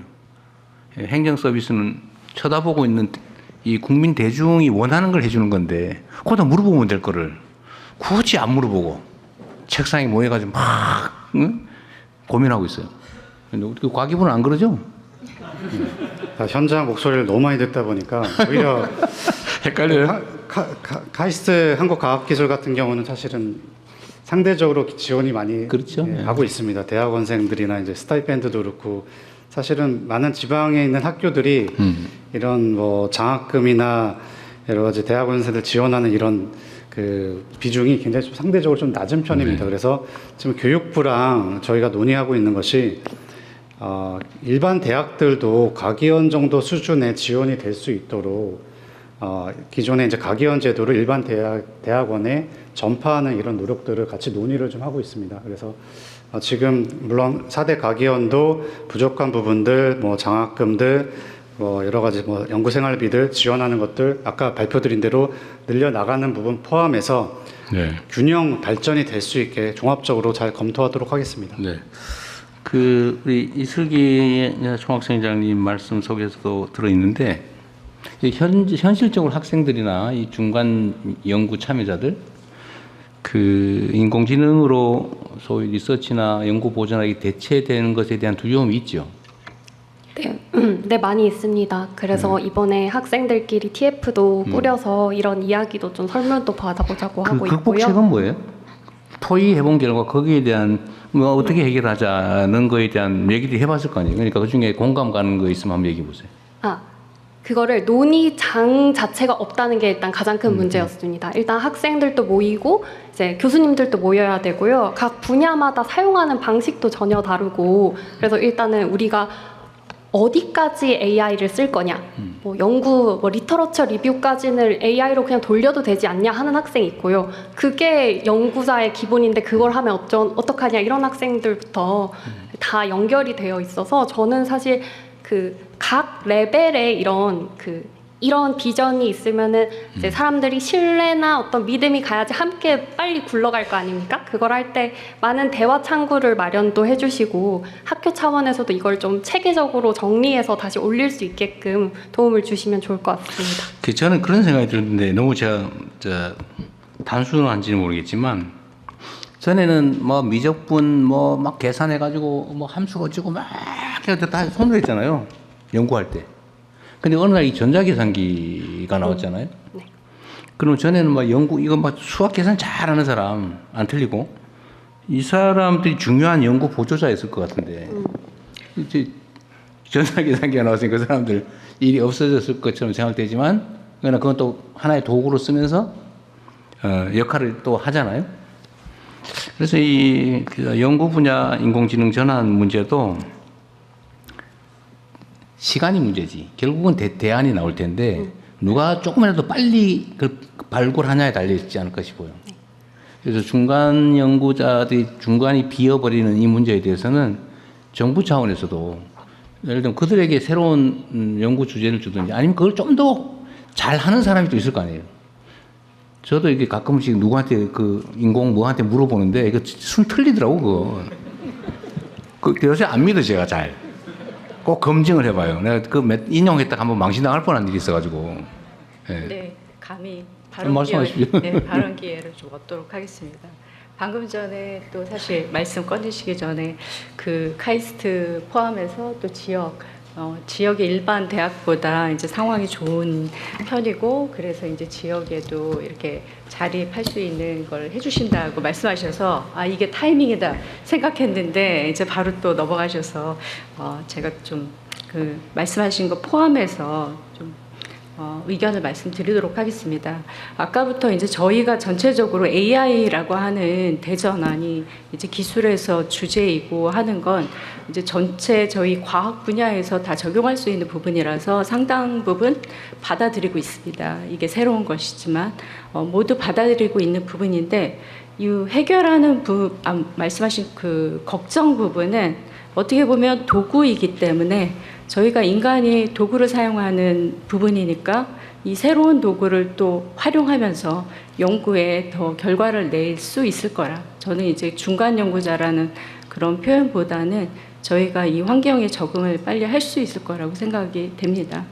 그래서 다만 이제 저는 전체적인 이 정책 중에서 가장 의미 있는 것 중에 하나가 매년 정부 총 지출 대비 5% 수준으로 예측 가능하게 해주셨다는 거. 이 부분이 제일 중요하다고 보는데요. 저희가 그 시기마다 이제 뭐 인기 있는 주제들이 있긴 합니다. 그래도 일반 연구자로서 기초적인 거는 꾸준히 지원이 될 수 있다라고 생각하면 저희가 각자 자리에서 또 잘 할 수가 있기 때문에 그 부분이 중요하다고 생각이 되고 지금 AI 그 데이터화에서도 한 가지 현장에서 우려하는 것 중에 하나는 이미 있는 데이터를 활용해서 AI 프로그램 자체가 극대화하기 때문에 그 투입하는 소스에서 좀 더 다양성이 있어야 된다. 그런 부분에서 이제 노력을 해주시길 바랍니다. 네. 네, 저희 약속된 시간이 지나서 벌써요? 네, 괜찮으시면 딱 한 분만 더 의견 들어보도록 하겠습니다. 그 양해 말씀드리면 저희가 그 서면 의견서 드렸습니다. 자필로 혹은 QR 코드를 통하여 온라인으로 의견 주시면 꼼꼼하게 확인해서 답변 드리도록 하겠습니다. 그러면 한 분 더 말씀 들어보도록 하겠습니다. 네, 여기에 네 흰색 옷 입으신 분 말씀 듣겠습니다. 네, 대통령님 반갑습니다. 저는 에이슬립이라는 슬립테크 기업 이끌고 있는 이동원 대표라고 합니다. 저는 어릴 때 아버지가 주무시다가 돌아가셨어가지고 눈에 보이지 않는 잠을 보여내는데 좀 집중을 했었고요. 국가의 뭐 다양한 국가 장학 지원이나 이공계 지원 그리고 이제 대학원생일 때는 창업 연구실 창업 프로그램을 가기정통부 통해 지원을 받아서 창업을 했고요. 결국에는 이제 열심히 사업을 해나가면서 기술 고도화를 하고 있습니다. 말씀드리는 거는 저희는 이제 과학기술을 통해서 디지털 시대에서 AI 시대로 넘어가고 있고 이 AI 기술을 사용해서 수면을 보여내는 헬스케어 쪽에 이제 이종산업 간의 협력을 하고 있습니다. 그럼에 있어서 그 과학기술만으로 이제 사업화를 한다고 했을 때 규제라는 게 저는 가장 어렵더라고요. 대표적으로 이제 결국 AI에서 제일 필요한 건 데이터 확보 능력과 연산 능력이라고 생각을 하는데 연산 능력은 최근에 많은 GPU를 얻어주셔서 너무 감사하게 생각을 하고 있고 이 데이터 확보를 함에 있어서 그 규제가 어떤 병원에서 가지고 나오려고 하면 엄청나게 많은 장벽들이 있어서 그 누구보다 병원이 많은 국가에서 그 병원의 데이터를 표준화가 되어 있지 않고 가지고 오는데 너무 어려움을 겪고 있습니다. 반면에 제가 최근에 다른 분야에서 미서부 샌프란시스코에서 봤을 때는 자율주행에 있어서 웨이모가 장악을 하고 있는데 운전사가 없는 자율주행 데이터를 무궁무진하게 정부가 규제 특구를 통해서 모으고 있습니다. 그럼에 따라서 결국 범부처 간의 이런 좀 규제, 과학기술이 결국 앞으로의 방향으로 나아감에 있어서 연구부터 사업화까지 규제에 대한 뭐 컨트롤 타워를 어느 부처나 어느 부에서 잡는지 그리고 이런 것들이 문제가 발생했을 때 어디에 문의를 해야 될지 이런 것들 좀 기본적인 질문으로 돌아왔습니다. 그리고 범부처 간의 협력에 어떻게 정부가 컨트롤 타워를 이루는지 좀 답변 주시면 감사하겠습니다. 준비돼 있어요? 장채 시장님 아시겠습니까? 없으면 나중에 해요. 나중에. 있습니다. 네, 우리가 제안을 받자는 네, 거지. 뭐. 네, 실제 규제혁신 TF로 벌써 2차 회의를 했고요. 조만간 규제혁신위원회가 만들어질 거기 때문에 그쪽 채널 통해 가지고 편리하게 처리하도록 하겠습니다. 네, 공공 데이터 공개 문제는 안 그래도 전에 우리가 공개 토론도 한번 했었는데 그거는 최대한 좀 진전되도록 노력해 볼게요. 그리고 안기령 대변인. 네. 원래 오늘 내가 울산 사고 현장을 가보려고 네. 했는데 현장에서 아직 수습 중이라서 대통령이 왔다 갔다 하면 방해된다고 그래서 안 가기로 했거든요. 네. 좀 더 하시죠.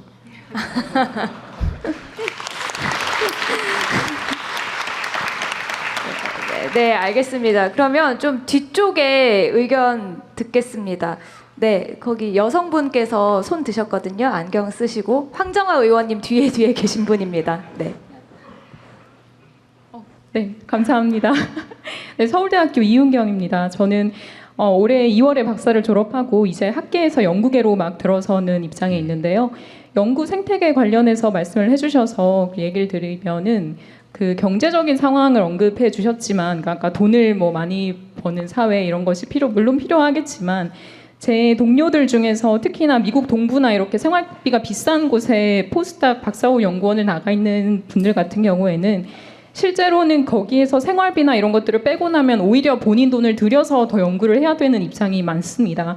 그럼에도 왜 해외를 나가느냐? 이것은 해외에서 생활을 하는 것이 그 연구 환경을 경험하고 정말로 똑똑한 인재 풀에서 같이 연구하는 게 어떤 것인지를 느끼고 후에는 취업 시장이나 특히 교수 임용에서 경쟁력을 가지고 싶어서 이게 제가 생각하는 주요한 이유인데요. 그 연구 문화 환경에서 말씀을 드리면은 저도 듣기만 해서 실제로 가봐야만 알겠지만 외국에서 연구를 하는 것 중에 제일 편한 게 연구비를 사용하는데 제재가 크게 없다는 점, 그러니까 행정 절차 그리고 어떠한 초자나 실험 기구가 필요할 때 그것에 관해서 정말 경험이 있고 일가견이 있는 그 오래된 시니어 사이언티스트들의 조언을 바로 받아서 그것을 구현하는 데 시간이 전혀 걸리지 않는다는 점, 그리고 어떤 장비를 활용할 때에도 내가 몇십 년 전에 이런 연구를 도와준 적이 있는데 너의 경우에는 이런 방법은 맞지 않아, 이걸로 해보는 게 어때, 이렇게 조금 더 시간을 단축시켜주는 것이 제가 외국에 나가서 경험을 해보고 싶은 큰, 이제 저희와는 좀 다르다고 생각하는 환경의 일부입니다. 그래서 오늘 말씀 주신 여러 정책들이 경제적이나 이런 것에서는 충분히 서포트가 될 것이라고 저는 짐작을 하고, 그 맥락에서 질문을 드리는 게 아까 보여주셨던 스태프 사이언티스트라는 것이 맞닿아 있다고 생각을 하는데요. 그 스태프 사이언티스트라는 게 학교 연구 기관에도 통하는 것인지 그 정책에 대해서 조금 더 상세한 설명을 받고 싶습니다. 제가 말씀드리겠습니다. 네, 물론 그 연구 출연연뿐만 아니라 학교에도 이 스텝 사이언티스트 적용이 돼야 된다고 생각합니다.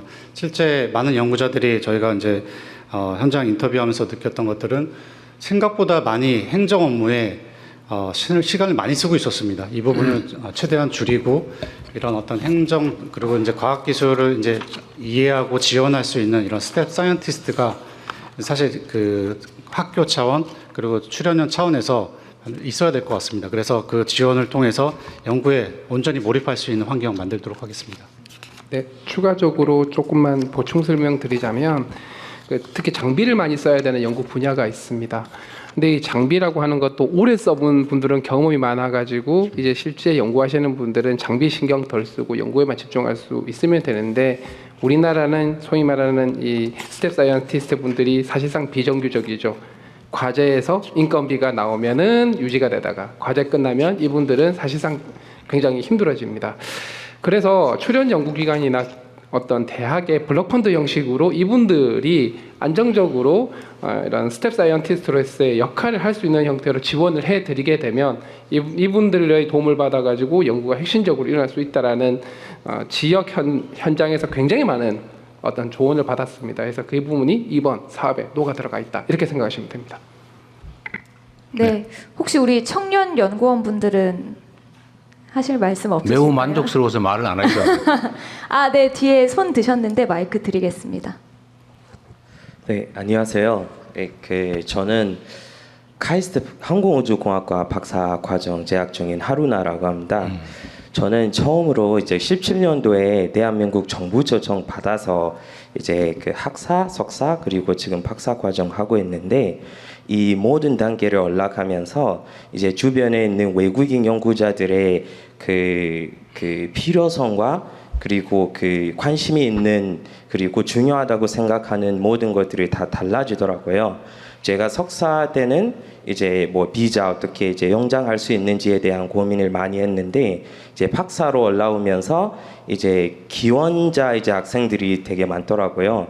그리고 그 보닥하는 아니면 외국인 교수님들이 이렇게 많은데, 그 친구들한테 가장 중요하다고 생각하시는 것들은 바로 가족이라고 하더라고요. 근데 이 가족이 그 본인이 이제 그 뭐 우수 인재 비자 이런 거를 다 소지하고 있어도 배우자, 특히 배우자가 F3 비자라는 거를 소지하고 있으면은 취업 활동을 할 수 없더라고요. 그리고 취업 활동 한다면은 이제 다른 비자로 이제 변경해야 되고, 그 변경하는 이제 절차가 되게 복잡하고 좀 그 조건들이 되게 이제 복잡하게 나와서, 이제 최근에 예시를 드리자면 이제 국내 석박 그리고 포닥을 이제 연구를 하면서 결혼하게 되었는데, 배우자가 이제 박사 과정을 자격을 가지고 있는데도 이제 F3 비자로 취업할 수 없어서 결국은 다 외국으로 이제 가게 되었어요. 그래서 이 배우자 비자인 F3에 대한 그런 혹시 약간 확대하거나 아니면 좀 더 보실 계획이 있으실지를 여쭤보려고 합니다. 일단 정부 방침상 지금까지와는 다르게 해외 인재 유치도 중요한 정책 과제여서 지금 이것도 꽤 검토돼 있었던 것 같은데, 있으면 설명해 주시고 아니면 필요하면 추가로 나중에 검토하도록 하겠습니다. 일단 뭐 그 연구자들 그 탑티어 연구자 그 비자는 좀 저희가 확대할 계획을 가지고 있고요. 근데 또 이제 실제로 많이 좀 고민하시는 분들이 본인뿐만 아니라 말씀하신 대로 이제 가족 이제 뭐 비자 문제 이런 것들도 같이 있기 때문에 뭐 거주 환경 그리고 여러 가지 여러 가지 시설 편의 시설 측면에서 이용하는 측면에서 뭐 집계약하고 이런 문제들 이런 것들도 여러 가지 좀 고충 사항들을 저희가 많이 들었습니다. 반영해서 최대한 우수 해외 인재들이 한국에서 일할 수 있는 환경을 잘 준비해 보도록 하겠습니다. 네, 저희가 좀 잘 챙겨 볼게요. 이거 사실 매우 중요한 일인데 제가 보기에는 미국도 사실은 해외 인재들을 대대적으로 영입하면서 지금 첨단 산업 발전을 이뤄낸 측면이 있기 때문에 우리도 피해서는 안 될 일 같아요. 네, 의견 조금만 더 들어보겠습니다. 앞에 갈색 옷 입으신 분께 마이크 전해드리겠습니다. 감사합니다. 네, 천안에서 온 한국대학교 치과대학 이정환입니다. 아마 저기 계시는 분이 다 아실 텐데 저희가 공부를 열심히 하게 되면 보상이 있지 않습니까? 그래서 연구에서도 보상이 이제 직무 발명 보상금이라는 게 있습니다. 한마디로 제가 열심히 연구해서 만든 기술이나 특허를 기업이 이전했을 때 돈을 받는 건데요. 그게 원래는 비과세였다가 2016년부터 과세를 바뀌고 그게 재직을 하고 되게 되면은 근로소득으로 잡혀가지고 한 30-40% 정도 그런 세금 내게 됩니다. 그래서 이런 것들을 저희가 이제 그래서 과학계에서 이거를 바꾸자. 그 직무발명 소득세법 개정만 하게 되면 되는데 이런 것들이 거의 10년째 안 되고 있어가지고 이 자리에서 한번 대통령님께 근로소득으로 잡혀 있는 발명 보상금을 기타 소득으로 해달라라고 한번 요청을 드리고 싶습니다. 네, 감사합니다. 여기에는 이해관계와 관심이 좀 많으신가 보네요. 그건 한번 검토는 해볼 텐데 그거보다는 보상액을 올리는 게 차라리 어떻습니까? 이게 제가 보니까 국가 R&D를 민간 내에 이양했을 때 지급되는 보상이 너무 적은 것 같아요. 그러니까 그 연구 개발자들에게 돌아가는 것도 너무 적고. 근데 실제로 만약에 현장에서 그게 제대로 유용하게 쓰이면 그에 대한 보상도 아니 뭐 시장 가격 정도는 아니더라도 근데 지금 너무 없는 것 같아요. 그래서 저는 이거를 세금을 깎아서 하는 거는 소득이 있으면 세금을 내는 게 대원칙이라 다른 시민들하고의 형평성 문제가 있을 수 있으니 차라리 이게 실제 성과가 있으면 이 성과 보상을 좀 더 현실적으로 하는 게 어떠냐. 이게 정부로 들어오는 거에 일부를 주거나 그러지 않겠어요, 그죠? 그런 거 아닌가요? 연구 보상 어떤 시스템이 어떻습니까? 그냥 평가해가지고 이거 성과 있다 싶으면 지급하는 건가요? 아니면 이게 현실화 됐을 때 지급하는 건가요? 그렇죠. 수익 금액 몇 %죠? 특정 곳에서 기술적인 돼서 현실화돼서 가져갔을 정부의 소득이 생겼을 때 그중에 일부를 주는 거겠죠. 그러니까 이거를 그 비율을 좀 보상 비율을 높이는 게 동기를 유발하는 측면도 있을 것 같고 세금을 안 내는 건 저는 웬만하면 안 하면 좋겠어요. 네, 대통령님 제가 좀 부연 설명을 좀 드리면 어쨌든 이게 기술 창업 육성 측면하고도 연결돼 있는데요. 많은 어떤 뭐 1인 창업자 또는 이제 소규모 창업자들이 이제 특허를 내고 거기에 대한 어떤 뭐 대기업이나 뭐 출연연에 이제 통해서 이제 보상금을 받는 경우 뭐 특히 이 경우에 이제 저희가 받는 보상금의 대부분 특허 직무발명 보상금의 대부분이 세금으로 월급보다 더 많이 나가는 경우도 좀 있다고 합니다. 그래서 그런 부분에 있어서 좀 살펴봐야 될 부분이 좀 있는 것 같습니다. 그래서 저도 좀 최근에 말씀을 들었고요. 그 부분도 같이 좀 살펴봐서 제가 연구해 볼게요. 그냥 기본적인 생각은 그렇다. 네. 네, 한두 분 정도 말씀 들어보겠습니다. 여기 앞에 계신 분께. 네. 네, 안녕하세요. 3학년, 1학년 아이들 키우고 있는 학부모입니다. R&D 예산 이렇게 늘려주셔가지고 저희 아이들이 이제 꿈을 꿀 수가 있게 된 것 같은데요. 부총리님이 처음에 PPT 띄워주셨던 첫 장면을 보고 초중등 수거 교육이라는 그걸 보고서는 사교육 시장이 더 늘어나겠구나 하는 현실적인 우려가 되더라고요. 사실은 저희 첫째 아이가 이제 로봇공학과를 가고 싶어하고 너무 어리지만 그리고 둘째 아이는 생명공학 쪽에 관심이 정말 많은데 학교에서 아이들이 이러한 곳에 관심이 많으니 어머니 어릴 때부터 학원 정말 잘 보내세요. 잘 관리시켜주세요. 라고 초등학교 선생님께서 말씀을 하셨습니다. 그게 정말 공교육의 현실입니다. 그리고 코드페어나 과학전람회를 보시면 정말 아이들 과학적으로 정말 똑똑하고 천재적인 아이들이 정말 많습니다. 근데 선생님들께서 이제는 더 이상 막 많이 나서려고 하지 않으세요. 왜냐하면은 성과를 내봐야 이거 아까 그 청년 사업가분께서 말씀하셨지만 돈을 더 받는 것도 아니고, 그리고 학부모님들도 이렇게 선생님들이 이 아이가 정말 영특하니 함께 해보지 않을래라고 했을 때 학부모님들이 얘 지금 내신 관리하느라 너무 바빠요. 그리고 이거를 입상을 했을 때 학교 가는데 뭐가 이득인가요? 이렇게 현실이 그렇기 때문에 이러한 정책들도 너무 좋지만 이렇게 과학고도 늘리고 뭐 초등학교에서도 이렇게 한다고 하는데 그런 정책이 혹시 마련되어 있는지 교육부 차관님도 계시고 하니 의견을 듣고 싶습니다. 감사합니다. 교육부 차관님 어디 갔어요? 입장 곤란한 질문한 거죠 지금. 뭐 의견 있으면 말씀하시고 안 하셔도 되고. 저희 교육계가 가지고 있는 정말 근본적인 너무 큰 말씀을 주셨는데, 저희가 이제 초등학교에서부터 그 과학, 수학 그런 체험 교육 이런 게 확대되도록을 하고 있고, 고등학교에서 이제 과학 중점 학교를 이제 늘려서 하고 있는데요. 사교육이 굉장히 이제 빠르게 학부모님들의 마음을 사로잡고 있어서 저희가 굉장히 큰 과제라고 생각하고 과기부와 협업을 해서 잘 풀어가려고 하고 있습니다.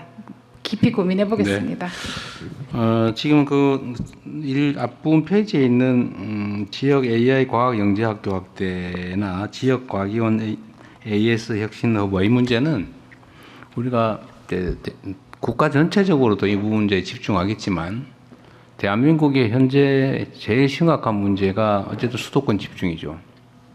그래서 우리 정부의 최대 과제는 균형 발전, 그리고 지방에 대한 인센티브를 주는 겁니다. 그래서 거점 대학 육성에도 대대적으로 투자할 거고, 그리고 저기 남쪽 지방이나 소외된 지역, 수도권이 아닌 지역에는 사람들이 영재학교 이런 걸 워낙 선호하니까 이런 걸 확대하겠다 그 말씀이고요.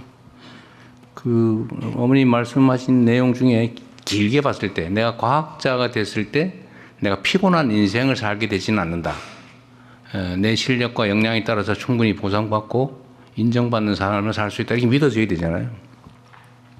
근데 참 최근 내년에 지망을 수시지망에 과기대 이런 쪽에 지망이 두세 배가 늘었다고 하는 기사가 났던데, 저는 매우 놀랍다고 생각하면서도 희망이 있구나 이 생각이 들었어요. 우리 사회 의대로 너무 많은 인재가 집중이 되면서 그것도 또 나름의 효용성이 생길 수도 있습니다. K-뷰티, K-미용의 선두주자가 될 수도 있죠. 매우 잠재력이 큰 산업이기도 해요. 근데 올해는 과학 기술 쪽에 지망자가 많아졌다는 거야. 이 나라에 정말 희망이 있다는 생각이 드는데, 그게 아마 정부의 정책 방향과도 관계가 조금은 있을 겁니다. 이게 진짜 지금 정상적인 나라가 돼가나 보다, 이런 것도 있겠죠. 저는 요즘 제가 시장할 때 아이들한테 꿈을 다 물어봤는데 다 무슨 땅 주인 되겠다 이런. 그래서 제가 진짜 놀랐어요. 옛날에는 다 과학자, 비행사, 우주인, 대통령 이랬잖아요, 그죠? 근데 요즘은 좀 다르더라고 보니까. 주로 돈 버는 거에 관계돼 있는. 돈 버는 것도 그렇게 막 권장할 그런 영역은 아니었던 것 같아요.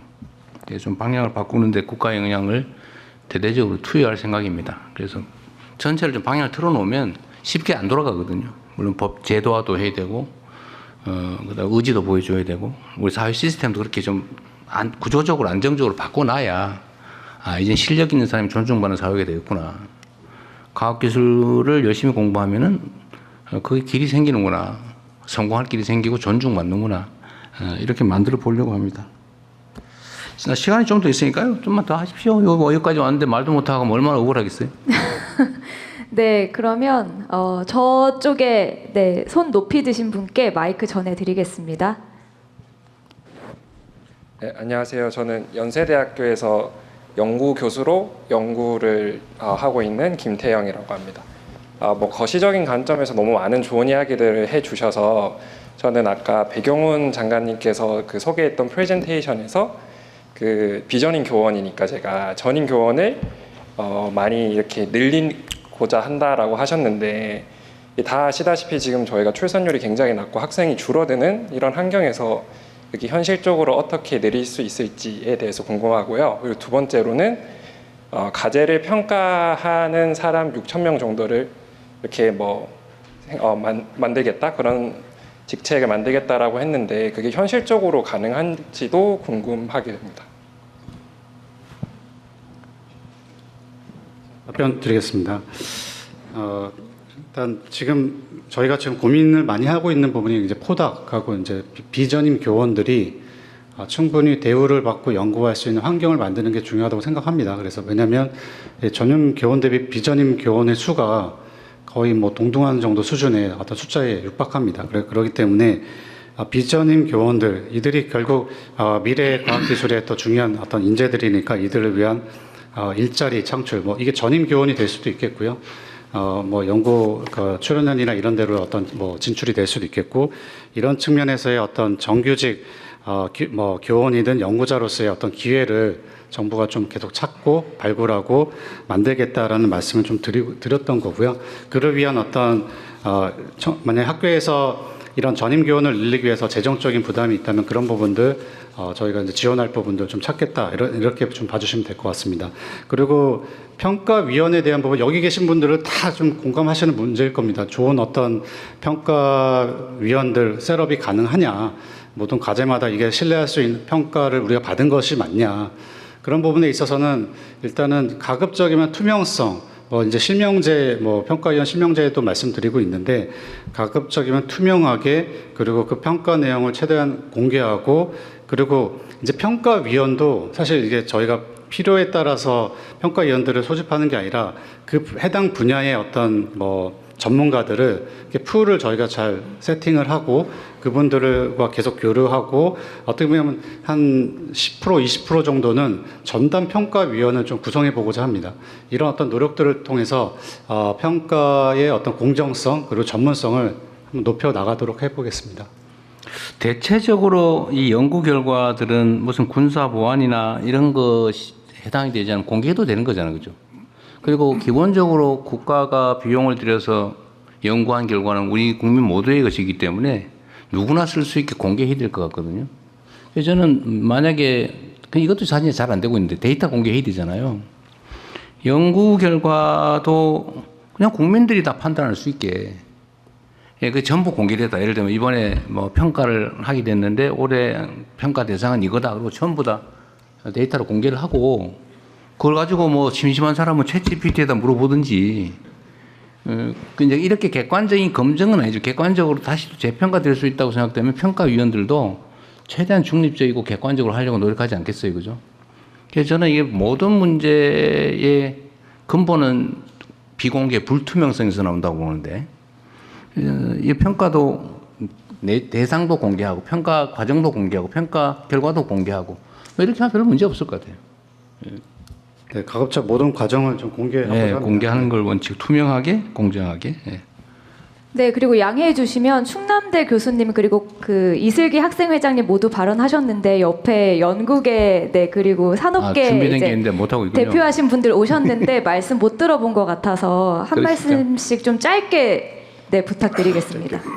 예, 저는 지금 차세대 2차전지 글로벌 탑 전략연구단 단장을 맡고 있는 김명환입니다. 저는 그 LG 에너지 솔루션에서 한 30여 년 근무를 했고요. 어떻게 보면 이제 1호 국가과학 특임연구원, 대각고 영광스럽게 또 지금 우리 정부 추정기관에서 또 연구를 계속하고 있습니다. 나이가 있음에도 불구하고. 제가 이제 기업에 있다 와서 보니까 여러 가지 느끼는 점이 많이 있는데, 이제 오늘도 주로 이제 우리가 과학 인재들 얘기를 하고요. 인재를 어떻게 육성하고 할 건가 논의 많이 하고 있는데, 인재 육성에 못지않게 지금 제가 정부 추천기관에 와 보니까 어떤 그 인프라가 좀 많이 부족해 보입니다. 그러니까 제가 기업에 있으면서 그 정부 추천기관과 콜라보레이션이 잘 되는 경우를 보면은 정부 추천기관이 갖고 있는 설비가 기업 못지않게 제법 잘 갖춰져 있는 경우는 좀 잘 되는 것 같아요.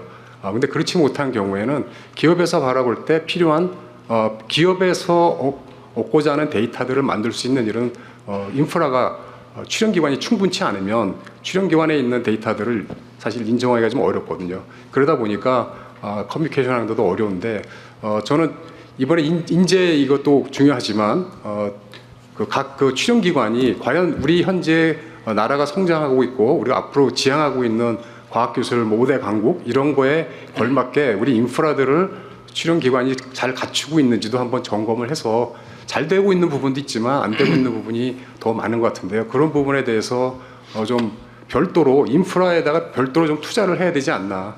저희가 이제 과제를 많이 정부 과제가 많이 나오지만 이런 과제들이 인건비로 많이 흩어지는 그러고 나서 지나고 나서 보면 축적되는 게 부족한 이런 현상을 많이 좀 보게 되는 것 같습니다. 제가 또 기업에 있을 때는 굉장히 그런 설비적인 측면에서 아쉬움이 없었는데 와서 보니까 굉장히 부족한 부분이 많이 보여서 좀 안타깝고요. 또 어떤 경우에는 그런 설비들을 갖추긴 갖췄는데 이런 것들을 운영하는 데 있어서 좀 어려운 점이 있는 것 같습니다. 아까 뭐 스텝 사이언티스트 얘기도 나왔지만은 연구원들이 계속 그 장비를 오퍼레이션을 하는 오퍼레이터 역할을 할 수가 없기 때문에 이제 다른 사람들이 하는데 출연기관 같은 경우는 학생들이 또 많이 하거든요. 학생들인데 졸업하고 나면 그 장비에 대해서 또 새로 공부해야 되는 사람이 나오고 이런 어떤 그 비연속적인 일들이 많이 있는데 어쨌든 좀 인프라를 제대로 좀 갖춰서요. 우리 연구자들이 특히 학교에 계신 분들도 출연기관에 와서 좋은 장비를 만지면서 자기 실력도 향상되고 좋은 연구 결과도 나올 수 있는데 그런 부분이 좀 아직 충분치 않다. 그리고 앞으로 우리 미래를 생각했을 때는 더 많은 인프라에 대해서 고민을 해야 된다. 저는 그 얘기 좀 드리고 싶습니다. 네, 그리고 네, 안녕하십니까. 제가 가장 젊은 사람일 줄 알았는데 다른 학생분들이 계셔서 저도 긴장을 좀 덜 수 있었던 것 같고요. 저는 디든 로보틱스라고 하는 회사를 맡고 있는 김준하라고 합니다. 저희 회사는 아까 설명 잠깐 해주셨던 오준호 교수님께서 이제 창립하신 이제 카이스트 휴머노이드 로봇 연구센터가 있는데요. 거기에서 저희는 좀 시작을 했고 열심히 다리 달린 로봇을 만들고 있는 곳이고요. 뭔 로봇이요? 다리 달린 족형 로봇들을 만들고 있어요. 휴머노이드라고 생각하셔도 될 것 같습니다. 그래서 저희는 로봇을 열심히 만들어서 지금 산업 현장에서 사고가 나고 있는 현장들이 많다고 생각을 하는데 그 부분들에서 이제 더 이상은 작업자분들이 다치지 않을 수 있도록 저희가 열심히 로봇을 개발을 하고 있는 상황이고요. 오늘 사실 정책적으로 정말 많은 얘기들을 해주셨는데 제가 사실은 다른 발표 자리에서도 뭔가 이런 것들이 개선됐으면 좋겠다라고 얘기했던 것들이 사실은 오늘 다 반영이 되어 있는 것 같아서 정말 고무적이라고 생각하고요. 그래서 과학기술이 발전을 했을 때 결국 나라도 더 진행이 될 수 있다라는 믿음으로 저희는 계속해서 연구를 하는데 그거에 더 박차를 해주시는 좋은 결정들을 해주셨다고 믿고 있습니다. 하나 말씀드리고 싶은 게 조금 있었는데요. 저는 솔직하게 말씀드리자면은 공부나 이런 것들을 좀 늦게 시작한 편이고요. 그리고 내가 창업을 해야지 아니면 내가 로봇을 정말 잘 해봐야지라는 생각도 제가 대학원 와서 조금 나중에 생각했던 것 같습니다. 그게 왜 그런지 다시 되돌아봤을 때 제가 학부 때 뭔가 배우는 수업들이나 이런 것들이 사실은 나중에 내가 실제 작업을 할 때 아니면 일을 할 때 어떻게 연결되지? 라는 그 연결성 측면에서 모호한 점이 없지 않아 있었던 것 같습니다. 수업 때는 그저 수업 자체로서만 듣고 이게 나중에 어떻게 쓰일지 모르는 상황이었던 거죠. 그런 측면에서 아마 어린 아이들도 지금 내가 공부하는 수학, 과학이나 이런 것들이 나중에 내가 실제 내가 일을 하는 상황이 됐을 때 어떻게 연결될 수 있다. 실제 작업자들이 어떻게 일을 하는지 그리고 왜 이런 것들이 중요한지를 연결 지을 수 있다면은 정말 강력한 교육적인 효과가 있을 거라고 믿고 있습니다. 그래서 뭐 가능하다면은 저희 정부 차원에서 교육과정 쪽에 이제 실제 현장에 계시는 분들이 어떻게 작업하시는지 좀 더 이해할 수 있는 시간들을 늘릴 수 있으면 좋을 것 같습니다. 네, 이상입니다. 감사합니다. 네. 그 아까 말씀하시고 싶은 게 있었죠. 어디 연구 기관장 아니에요? 예? 부기관장은 기관장을 기회를 드릴까 말까요? 보세요. 그러면 짧게 부탁드리겠습니다. 네. 네. 제가 좌절하고 앉아 있었는데 우리 대통령께서 기회를 주셔갖고 제 표정이 통한다고 봅니다. 우선 제가 개인적으로는 8월에 그 대통령께서 직접 자문회에 참석하셔서 아까 모두 말씀하신 바와 같이 과학기술을 흥하게 하는 방법을 말씀하셨고요.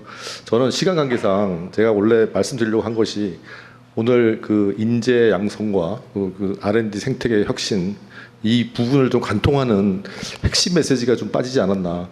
이거는 제 얘기가 아니고요. 좀 출연연이 지난 한 30년 동안 저희를 옥매왔던 PBS 제도 그게 이제 폐지가 되면서 한편으로는 굉장히 큰 환영을 하고 있고요. 또 이게 워낙 30년 동안 관성이 있기 때문에 현장에서 특히 이제 젊은 연구자들의 약간 혼동이 좀 있습니다.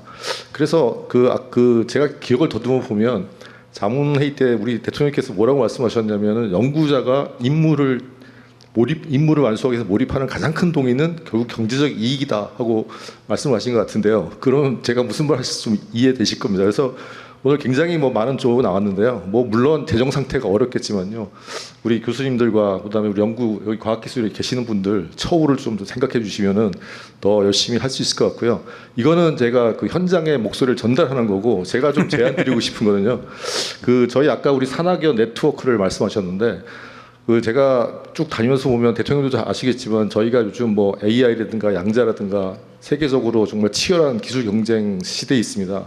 하지만 우리의 R&D가 아무리 늘어났다고 해도 우리가 경쟁하고 있는 그런 나라에 비해서는 연구비가 모자른 게 현실이고요. 또 특히 더 중요한 인재, 그 R&D에 몰입하고 있는 인재는 제가 봤을 때 10분의 1도 안 되는 그런 상황입니다. 그런 상태에서 저희 산학연이 당연히 같이 가야 되는 거고요. 특히 국가전략기술 같은 미래 기술을 하기 위해서는 저희 출연연과 대학이 정말 그 어느 때보다도 밀접한 관계를 가지고 이 한 몸으로 가야 우리 대한민국이 앞으로 미래가 있지 않냐. 그리고 또 그것이 우리 인재를 이 과학기술계로 유입하는 통로가 되지 않나 하는 생각에서 아까부터 손을 들었는데 이제야 말씀하셨습니다. 네. 감사합니다. 네, 마지막으로 한 분만. 네, 딱 한 분만 더 말씀 듣겠습니다. 네, 여기 손 드신 분께 마이크 전해드리겠습니다. 네, 안녕하십니까. 저는 경희대학교 원자력공학과 석사과정 정우진입니다. 다만 저는 약간 대학원생 분들의 조금 현실적인 부분을 좀 말씀드리려고 질문 드리려고 하는데요. 사실 저희 올해 초에만 해도 어떤 과제비 입금 같은 게 좀 지연이 되어서 저희 연구원 학생들께서 되게 늦게 인건비를 지급받는 그런 좀 일들이 있었는데요. 그런 부분에서 조금 더 일처리가 조금 더 빨라지거나 협약 같은 것들이 빠르게 맺어져서 좀 저희가 예측할 수 있는 정도로 어떤 인건비나 혹은 연구비가 좀 입금이 되어서 저희가 잘 연구를 할 수 있도록 좋은 환경을 만들어 주셨으면 감사드리겠습니다. 연초에 그랬다고요? 네, 연초에 그게 그게 아니고 이게 원래 경기지능책 어쩌고 하면서 예산 조기 집행하자고 전 부처가 나서서 난리인데 어떻게 저런 일이 발생할 수 있죠? 예, 개별 상황을 좀 파악을 해보겠습니다. 예, 보통은 말씀하신 대로 1사분기에 조기 집행을 하는데요. 예. 그러게 빨리빨리 주지 그걸 왜? 예. 근데 그런 건 있더라고요. 2월달 이럴 때 어쨌든 그의 집행 계획을 수립해서 결제하고 처리하고 이게 좀 시간이 걸리더라고요. 그러니까. 예, 어쨌든 최대한 빨리 지급될 수 있도록 노력할게요. 네. 이제는 정리해야 될 것 같네요. 네, 모든 분들께 기회 드리지 못해서 죄송하고요. 다시 한번 말씀드리지만 저희 그 서면 의견서에 자필로 혹은 QR코드로 온라인으로 의견 주시면 저희가 꼼꼼히 검토해서 답변 드리도록 하겠습니다. 다시 과학기술인을 꿈꾸는 대한민국 국민보고회 대전에서 함께했습니다. 그러면 이제 대통령님의 마무리 말씀 듣겠습니다. 네, 여러분들 긴 시간 고생하셨습니다. 그리고 의원님들 6분 애쓰셨어요. 말 안 하고 있으려니까 힘들죠? 원래 정치인들은 말을 해야 되는데 말을 못하게 하면 고문하는 거하고 똑같아요. 그래도 이해해 주셔서 감사드립니다. 제가 특별히 드릴 말씀은 더 없고 이때까지 충분히 말씀드렸습니다. 과학기술이 존중받는 또 과학기술인들이 인정받는 자부심 갖고 일할 수 있는 연구할 수 있는 그런 나라를 꼭 만들고 그걸 통해서 요즘은 전 세계적으로 첨단 기술 분야 또 연구 개발 분야의 경쟁이 격렬하게 벌어지고 있는데 거기서 제일 책임이 큰 집단은 국가라고 생각합니다. 국가란 곧 국민이죠. 여러분 국민 모두가 관심 갖는 또 국민 모두의 삶이 획기적으로 개선될 수 있는 그런 나라를 만들기 위해서 최선을 다하겠습니다. 사진이라도 하나 같이 찍고 가죠. 요 우장 하나 갖다 놓고 우리 단체 사진을 찍으면서 끝내도록 하겠습니다. 수고하셨습니다.